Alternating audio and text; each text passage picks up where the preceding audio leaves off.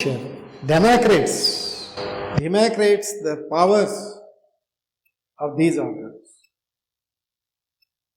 For example, as you know, first organ is legislature. What are the powers of the legislature?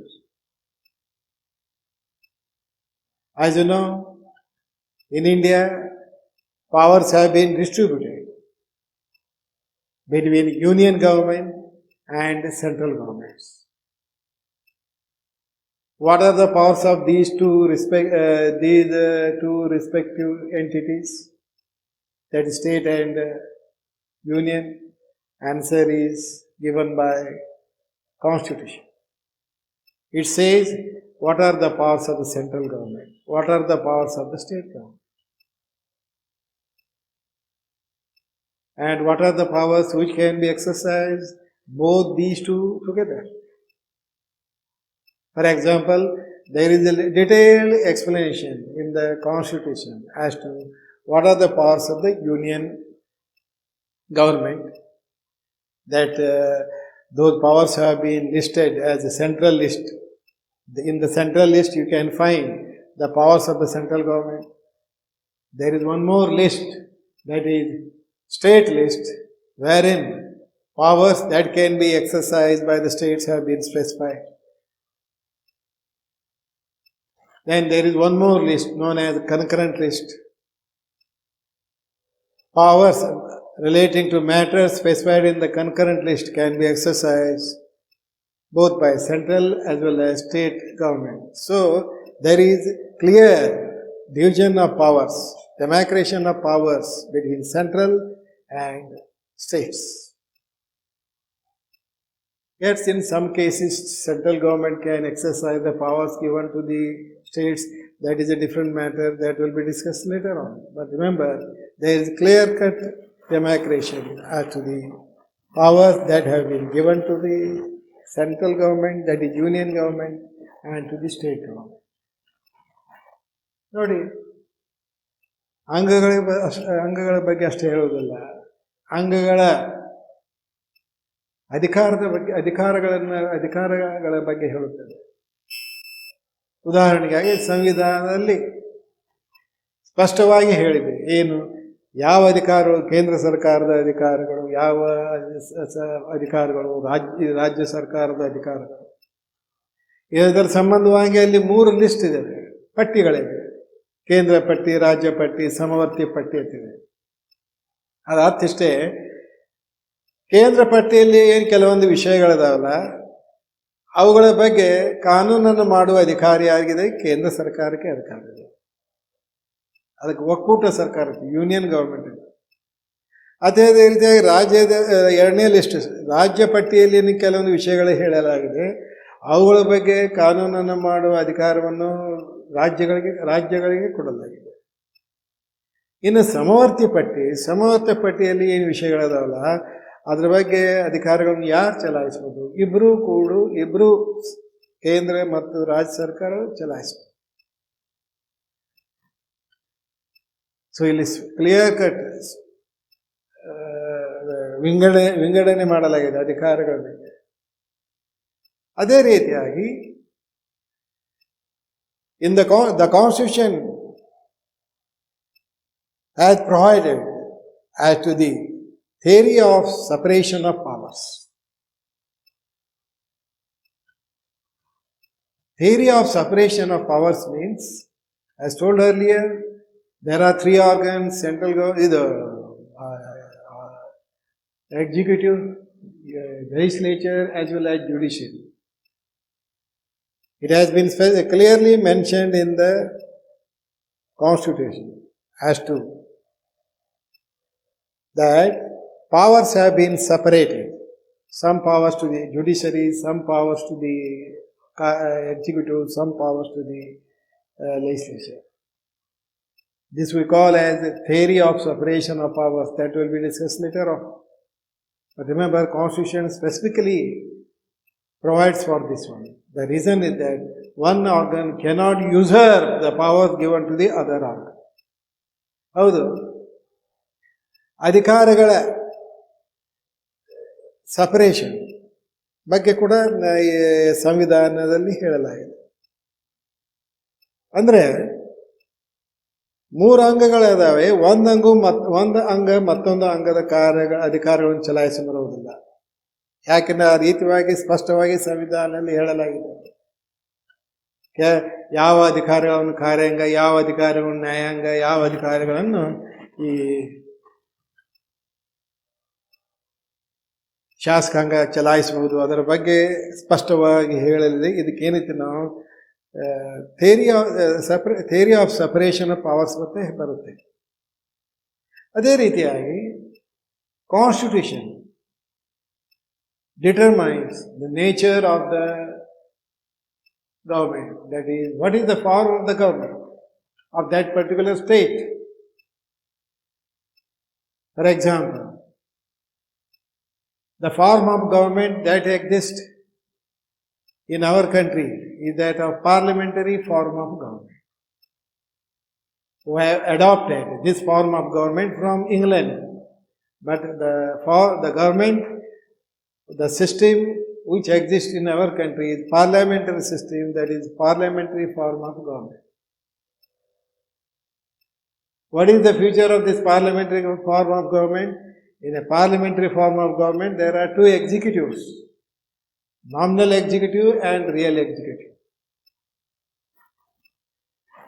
President is the nominal executive and Council of Ministers is the real executive. So what are the powers? What do you mean by real and nominal? Detailed discussion here is not necessary, because we are going to deal with all these under executive, that is President as well as Council of Ministers. But what I want to say here is that Constitution determines the form of government, the nature of the government. For example, form of government here, take for example America. As per American Constitution, they are having presidential form of government. There the president is the real head. ಹೌದು, ಇನ್ನೊಂದು ಸಂಗತಿಯಲ್ಲಿ ಹೇಳಬೇಕಾದ್ರೆ ಸಂವಿಧಾನ ಸರ್ಕಾರದ, ಆ ದೇಶದಲ್ಲಿರುವ ಸರ್ಕಾರದ ಸ್ವರೂಪದ ಬಗ್ಗೆ ಹೇಳುತ್ತದೆ. ನಮ್ಮ ಸಂವಿಧಾನ ಏನು ಹೇಳುತ್ತದೆ? ನಾವು ಸಂಸದೀಯ ಪದ್ಧತಿಯನ್ನು, ನಮ್ಮಲ್ಲಿ ಸಂಸದೀಯ ಪದ್ಧತಿಯ ಸರ್ಕಾರ ಇದೆ. ಈ ಸಂಸದೀಯ ಪದ್ಧತಿಯ ಸರ್ಕಾರದಲ್ಲಿ ನಾವು 2 ಕಾರ್ಯಾಂಗಗಳನ್ನು ನೋಡುತ್ತೇವೆ. ಒಂದು ನೈಜ ಕಾರ್ಯಾಂಗ, ರಿಯಲ್ ಎಕ್ಸಿಕ್ಯೂಟಿವ್, ಇನ್ನೊಂದು ನಾಮಕೆ ವಾಸ್ತೆ ಅಂದರೆ ನಾಮಿನಲ್ ಕಾರ್ಯಾಂಗ. ಇಲ್ಲಿ ನಮ್ಮಲ್ಲಿ ಭಾರತ ದೇಶದ ನಾಮಿನಲ್ ಕಾರ್ಯಾಂಗ ಮುಖ್ಯಸ್ಥ ಯಾರಪ್ಪ ಅಂದರೆ ಪ್ರೆಸಿಡೆಂಟ್, ರಾಷ್ಟ್ರಾಧ್ಯಕ್ಷ. ನೈಜ ಕಾರ್ಯಾಂಗ ರಿಯಲ್ ಎಕ್ಸಿಕ್ಯೂಟಿವ್ ಯಾರಪ್ಪ ಅಂದರೆ ಕೌನ್ಸಿಲ್ ಆಫ್ ಮಂತ್ರಿಮಂಡಳ under the leadership of prime minister. ಆದರೆ ಅಮೇರಿಕ ತೆಗೆದುಕೊಂಡ್ರು, ಅಮೇರಿಕ ಸಂವಿಧಾನ ಏನು ಹೇಳುತ್ತದೆ? ಅಲ್ಲಿ ಅಧ್ಯಕ್ಷೀಯ ಸರ್ಕಾರ ಪದ್ಧತಿ ಇರುತ್ತದೆ. So parliamentary form of government in India as per Indian constitution, present form of government in America as per the Constitution of America. In the same way, Constitution deals with as to what is the relation between government and state. What are the rights that have been guaranteed to its citizens? So as you know, Part 3 of the Indian Constitution, which is captioned as fundamental rights, as per this Part 3, 6 fundamental rights have been given to the citizens. 6 fundamental rights have been given to the citizens. These rights are called as fundamental. Don't be under the impression that every right enjoyed by you is a fundamental right. Only that right guaranteed by the Constitution is called as fundamental right. Fundamental rights are such rights that no one can take away these fundamental rights. Government cannot pass any law. Executive cannot do anything. Parliament cannot pass any law which may take away the fundamental rights. Because these rights are called as fundamental rights. Not all the rights are fundamental, only these 6 rights are fundamental rights. Similarly, Constitution provides as to how the relation between the states shall be regulated. For example, relations between states and are of so many, relation between states and union government.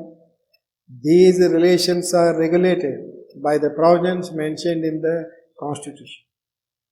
For example, relation may be financial relation, administrative relation, or any other kind of relations. ನೋಡಿ, ರಾಜ್ಯಗಳ ನಡುವೆ ಇರುವ ಸಂಬಂಧವನ್ನು ವ್ಯವಸ್ಥಿತವಾಗಿ regulate ಮಾಡಲು ಕೆಲವೊಂದು ನಿಯಮಾವಳಿಯನ್ನು ಮಾಡಲಾಗಿದೆ. ಕೆಲವೊಂದು ಪ್ರಾವಿಷನ್ಸ್ಗಳಿದಾವೆ ಕಾನ್ಸ್ಟಿಟ್ಯೂಷನ್. ಉದಾಹರಣೆಗೆ ಹಣಕಾಸಿನ ಸಂಬಂಧ ಇರ್ಬೋದು, ಅದೇ ರೀತಿಯಾಗಿ ಆಡಳಿತಾತ್ಮಕ ಸಂಬಂಧ ಇರ್ಬೋದು, ಅಥವಾ ಶಾಸನ ಬಗ್ಗೆ ಇರ್ಬೋದು. ಸೊ ಇದ್ರ ಬಗ್ಗೆ ಕ್ಲಿಯರ್ ಕಟ್ ಆಗಿ ಎಕ್ಸ್ಪ್ಲನೇಷನ್ ಇದೆ ಎಲ್ಲಿ constitution. Yes, constitutions to sum up all these points, the meaning of Constitution is like this one. Constitution is nothing but it is a collection of certain principles according to which the state governs the country, according to which the governance of the state or administration of the state take place. So, at least you remember these 3-4 points in very simple, in few words. Constitution is a fundamental law. There are so many laws. There are so many laws. Ordinary law means a law made by the state legislature. Constitutional law made by the Constitution. So, which is the supreme? Which is the fundamental law? Constitution is the fundamental law of the land. That is why we call it a mother of all laws. Constitution, point number 2, Constitution determines the form of the government. Constitution determines regulates the relation between the government and the citizens. This is about the brief meaning of the term Constitution. So ಎಲ್ಲ definition ನೋಡಬೇಕು. ನಾವು ಈ ರೀತಿಯಾಗಿ ಹೇಳ್ಬೋದು. ಸಂವಿಧಾನ ಅಂದರೆ ಏನಪ್ಪ ಅಂದರೆ ಅದು ಒಂದು ತತ್ವಗಳ ಕಟ್ಟು. ಆ ತತ್ವಗಳ ಅನ್ವಯ ಸರ್ಕಾರ ಆಡಳಿತವನ್ನು ಅಥವಾ ದೇಶದ ಆಡಳಿತವನ್ನು ನಡೆಸುತ್ತದೆ ಅಂತ ಹೇಳ್ಬೋದು. ಕಾನ್ಸ್ಟಿಟ್ಯೂಷನ್ ಇದ್ದು ನಾವು ಮೂಲ ಲಾ ಇಟ್ ಈಸ್ ಫಂಡಮೆಂಟಲ್, ಮೂಲಭೂತ ಕಾನೂನು.